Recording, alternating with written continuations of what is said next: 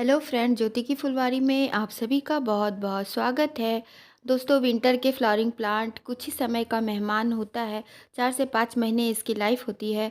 तो एक समय के बाद वो डी शेप होकर सूखने लगते हैं। तो उसके पहले वो सूखे हमें फटाफट से इनकी कटिंग लगा लेनी चाहिए। तो इन्हीं ऐसे 11 फूलों के पौधे की कटिंग लगाना बताऊंगी। तो चलिए शुरू करते हैं। जनवरी फरवरी में इनकी कटिंग लगा ले और अप्रैल मई तक इनकी ब्लूमिंग का मजा ले। तो दोस्तों, कटिंग लगाने से पहले मैं बताऊंगी कि हमें किन सावधानियों को बरतनी चाहिए। तो सबसे पहले कटिंग हमें रिवर सैंड यानी कि कंस्ट्रक्शन वाले जो बालू होती है, वो रेतीली मिट्टी यानी कि बालू में लगाएंगे कटिंग। और बालू को पहले से हम लोग ग्रो बैग में डाल देंगे और फंगीसाइड मिलाकर उसमें वाटरिंग कर देंगे। यानी कि सूखी हुई रेत में हमें कटिंग नहीं लगानी है। कटिंग को अच्छे से हमें गीला कर लेना है। और एलोवेरा जेल लगाइए या तो रूटिंग हार्मोन लगाइए। और जेल में कटिंग को डायरेक्ट हमें डीप नहीं करना है। किसी भी टूल से हमें जेल को ढीली कर लेनी है, उसके बाद ही उसमें ढीली जेल में हमें कटिंग को डिप करना है। इससे हमारी कटिंग ख़राब नहीं होगी और कटिंग सेफ रहेगा, क्योंकि ये सॉफ्ट कटिंग होती है और ख़राब होने का डर रहता है। तो चलिए अभी हम लोग कटिंग को कैसे लेते हैं वो देखते हैं। तो सबसे पहले हम लोग पिटूनिया की कटिंग को लगाना सीखेंगे, क्योंकि ये सबसे ज़्यादा most favourite winter flowering plant होता है दोस्तों। तो कटिंग हेल्दी सा कटिंग हमें लेना है। देखिए इस तरह से मैं ऊपर टिप की ब्रांचेस लूँगी और कम से कम 1 से 2 नोड होना ज़रूरी होता है। तो नोड एरिया वही होता है जहाँ से पत्तियाँ निकलती हैं। तो उन पत्तियों को हटा लेना है कैंची की मदद से। तो नोड एरिया हमें मिल जाएगा। और कभी भी कटिंग हमें लेना है तो ज़्यादा से ज़्यादा कटिंग लीजिए, 3 से 4 5 कटिंग लीजिए, तब हमारा जाके 2-3 कटिंग सक्सेस होता है। क्योंकि हर कोई एक्सपर्ट नहीं होता है, बिगनर होता है। तो अब नेक्स्ट हमें लेना है कटिंग बिगोनिया की। ये भी विंटर का बहुत ही अच्छा एक सक्लेंट वैरायटी का पौधा होता है। इसकी कटिंग हमें नीचे से लेना है। नीचे से कई ब्रांचेस फेंके हुए रहते हैं, तो वहीं से हम लोगों को इसकी कटिंग ले लेनी है। तो पौधा अगर मेरा तो भी छोटा है तो मैं कम कटिंग ले रही हूँ।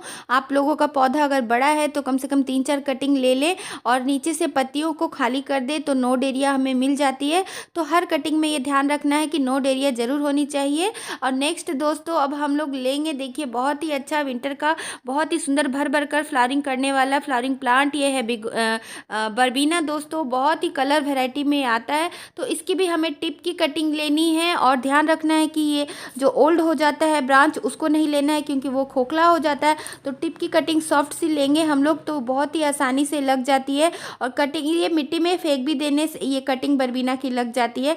तो एक अंतराल के बाद इसमें स्पाइडर माइट का अटैक हो जाता है, तो इसीलिए फटाफट से हमें इसकी कटिंग लगा लेनी है। तो दोस्तों, अब मैं डालिया की कटिंग लगाना बताऊंगी किस तरह से। तो नीचे से कई ब्रांचेस फेंके हुए होते हैं। तो आप डालिया के प्लांट में जाकर देखिए, तो नीचे से कई मल्टी ब्रांचेस फेंके होते हैं। उन्हीं में से हम लोगों को कटिंग सेलेक्ट करना है। तो बहुत ही हेल्दी सा कटिंग हम लोगों को सेलेक्ट कर लेना चाहिए। तो नीचे से देखिए मैं कटिंग निकाल रही हूँ। और कटिंग लेने का वही रूल होता है कि कटिंग में नोड एरिया ज़रूर होना चाहिए। और देखिए ये जो पत्तियां निकल रही है यही नोड एरिया है। और नीचे से पत्तियों को काट करके हमें खाली कर लेना है, जिससे नोड एरिया क्लियर हो जाए। और यहीं से इसी नोड एरिया से रूटिंग होती है दोस्तों। तो नोड एरिया होना बहुत ज़रूरी है। नोड एरिया कम से कम 2 से 3 नोड एरिया मिट्टी के नीचे जाना चाहिए। और अब मैं नेक्स्ट बताऊंगी कैलेंडुला। ये भी बहुत ही सुंदर एक एडिबल फ्लावरिंग प्लांट होता है और भर भर कर ये खिलता है। हालांकि सीड से काफ़ी ईजिली उग जाते हैं, लेकिन कटिंग से हमें रिजल्ट बहुत ही जल्दी मिलता है। तो फटाफट से सूखने से पहले हमें इसकी कटिंग लगा लेनी है। और देखिए इस तरह से नीचे से कई ब्रांच फेंकते हैं। तो इसकी कैलेंडुला में हर ब्रांच में कलियां ही कलियां होती है। तो कोई बात नहीं, कलियां रहती हैं, ये फूल रहता है, तो उन्हें कैंची से काट कर हमें हटा लेना है। और पत्तियां हटाना इसलिए ज़रूरी होता है कि ताकि हमारे पौधे जो कटिंग हमारी होती है उस पर एक्स्ट्रा स्ट्रेस ना पड़े, एक्स्ट्रा उस पर लोड ना पड़े। इसलिए कम से कम पत्तियां रखें और कलियां और फूल हमें कट कर कर हटा देना चाहिए। अब दोस्तों, हर दिल अजीज ये मैरीगोल्ड का प्लांट है। तो मेरे ये हजारी गेंदा है, ये वाइट कलर का है, इसे वनीला कलर भी कहते हैं। और येलो, मैरून और रेड कलर के भी हैं मेरे पास। तो 3-4 वैरायटी है मेरे पास। तो नीचे नीचे से कई ब्रांच रहते हैं और नीचे की पत्तियां मिट्टी में चिपकती हैं, तो उससे फंगस का प्रॉब्लम होता है। तो इसीलिए नीचे की जितनी ब्रांचेस मिट्टी से चिपक रही हैं, बेहतर है कि उसकी कटिंग हम लोग नीचे से निकाल लें। और कटिंग की पत्तियां हमें इस तरह से खाली कर ले, नोच कर खींच कर हमें नहीं हटाना, सावधानी पूर्वक हटाना है, ताकि ब्रांच खराब नहीं हो हो, कटिंग ख़राब नहीं हो। तो नीचे से पत्तियाँ खाली कर ले, ये मिल गया नोड एरिया हमें। तो इसे भी इसी तरह हम लोग ग्रो करेंगे। नेक्स्ट दोस्तों, ये बहुत ही खूबसूरत फ्लावरिंग प्लांट स्वीट एलाइसम और बहुत ही भीनी-भीनी इसमें खुशबू आती है। तो इसकी भी टिप की कटिंग हमें ले लेनी है, नीचे से पत्तियों को हटा देना है और ऊपर की टिप में जो फ्लावरिंग हो रही है उसको भी कट कर कर हटा लेना है। और कम से कम 2 नोड हमें पॉटिंग मिक्स के अंदर डालना है। और जैसा कि पॉटिंग मिक्स मैंने पहले ही बताई कि कैसा पॉटिंग मिक्स लेना है। तो अब मैं इस पर्पल कलर की स्वीट एलाइसम की कटिंग ले रही हूँ और काफ़ी छोटी कटिंग इसकी लग जाती है। देखिए इस तरह से नीचे की पत्तियाँ हटा लेना है, इतनी छोटी सी भी कटिंग इसमें लग जाती है। और 1 वीक के अंदर में इसमें रूटिंग हो जानी चाहिए और अप्रैल मार्च तक इसमें ब्लूमिंग फिर देखने को मिलती है। हालांकि सीड से भी ये काफ़ी इजीली ग्रो हो जाता है।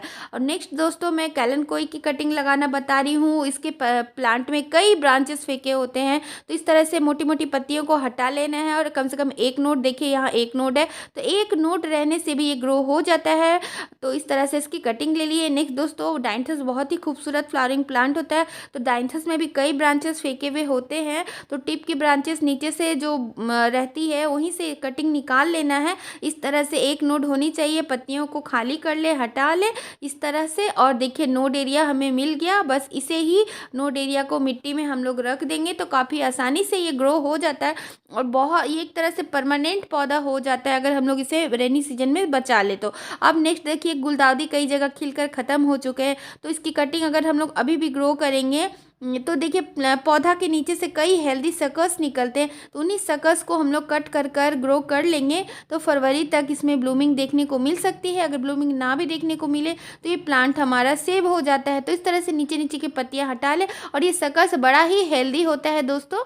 तो इस तरह से इन सकस को हमें मिट्टी में ग्रो कर लेना चाहिए या कोई भी पॉटिंग मीडिया में ग्रो कर लेना चाहिए। सैंड में हमें काफ़ी अच्छा रिजल्ट मिलता है। नेक्स्ट दोस्तों, ये हाइब्रिड स्टॉक का प्लांट है। ये प्लांट तो मेरा बहुत ही बूसी है, बहुत सारा ब्रांच है और ये दूसरा देखिए लंबा सा होते जा रहा है। तो इसको बूसी बनाने के लिए मैं उसकी ऊपर से टिप की कटिंग ले लूँगी और दूसरा फ़ायदा हो जाएगा कि कटिंग से मेरा एक न्यू प्लांट भी रेडी हो जाएगा और कटिंग करने के बाद वो मेरा प्लांट बूसी भी हो जाएगा। तो इसकी देखिए एक्स्ट्रा जो लीफ होती है उसको हटा लीजिए और फिर इसको इस तरह से एक नोड वाला एरिया रखिए या 2 नोड वाला एरिया रखिए। तो और इसको भी हमें पॉटिंग मीडिया में दे देंगे तो काफ़ी अच्छे से ये ग्रो हो जाएगी। तो इस तरह से छोटी छोटी कटिंग को भी मैं नहीं फेंकूंगी, उसको भी ग्रो करूंगी। तो जैसा कि मैंने बताई है कि रिवर सैंड में बहुत ही अच्छे से कटिंग ग्रो हो जाती है, तो इसको पहले मैं वाटरिंग कर दूंगी और अच्छे से फंगीसाइड वाला, और कटिंग लगाने के बाद फिर वाटरिंग नहीं करूंगी और 1 बाय 1 कर कर सारे कटिंग को मैं लगाऊंगी दोस्तों, देखते जाइए। और एलोवेरा जेल में डिप कर कर कटिंग लगाऊंगी। अगर रूटिंग हार्मोन है आपके पास तो ठीक है, वरना एलोवेरा का प्लांट तो हर किसी के पास होता ही है।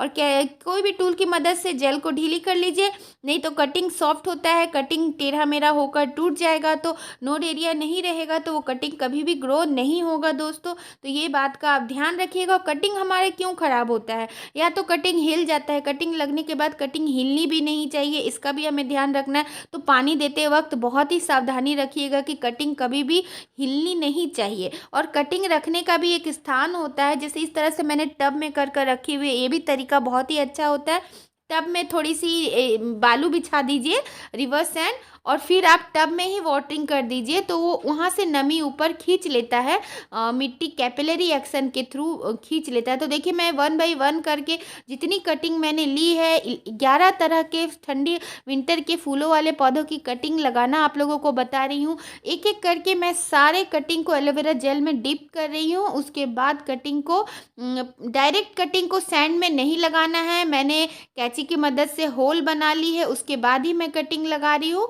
तो 2 बात का ध्यान रखना है, एक तो जेल में डायरेक्ट कटिंग को नहीं डीप करना है, दूसरा पॉटिंग मीडिया में डायरेक्ट कटिंग को नहीं लगाना है। पहले होल कर लेना है, छेद बना लेना है उंगलियों की मदद से या कोई टूल की मदद से, उसके बाद ही कटिंग को हम लोगों को घुसाना है मिट्टी में। और कम से कम 1 या 2 नोड मिट्टी के नीचे जरूर जाने चाहिए। मिट्टी से मेरा मतलब है बालू में, रिवर सैंड में। तो इस तरह से सारी कटिंग में लगा ले रही हूँ। उसके बाद दोस्तों इसे 2 दिन तक छाँव में रखिए, फिर थोड़ा सा ये मतलब ये एक्टिव लगे, मतलब ये हेल्दी लगे, खड़ा सा रहे, फ्रेश लगे, तो आप समझ जाइए कि आपका कटिंग लग जाएगा। उसके बाद इसे आप धूप में रखें और कभी भी इसको सूखने मत दीजिएगा, नमी बना कर रखिएगा। तो इस तरह टब में रखने से क्या होता है, टब में हम लोग पानी दे देते हैं तो वो बालू गीला रहता है, तो उससे सूखता नहीं है, कटिंग में बहुत ही आसानी से रूटिंग हो जाती है। और दूसरा तरीका दोस्तों ये होता है कि आप किसी बड़े से पॉट में जैसे बड़ा बड़ा पौधा है, जैसे चंपा वगैरह का जो पौधा होता है, उसके पॉट में या रोज़ के प्लांटर में इस तरह से बिठा दें ग्रो बैग को। तो इससे भी नमी मिलती रहती है, इससे छाया मिलती रहती है, इससे कटिंग खराब नहीं होता। तो ये सारी सावधानियां आप लोग बरतें। तो चलिए, आप सब्सक्राइब जरूर कर लीजिएगा, चैनल को लाइक कर दीजिएगा। और इसी के साथ आप लोगों से विदा लेती हूँ। तो take care, till then bye bye, thanks for watching, go with green.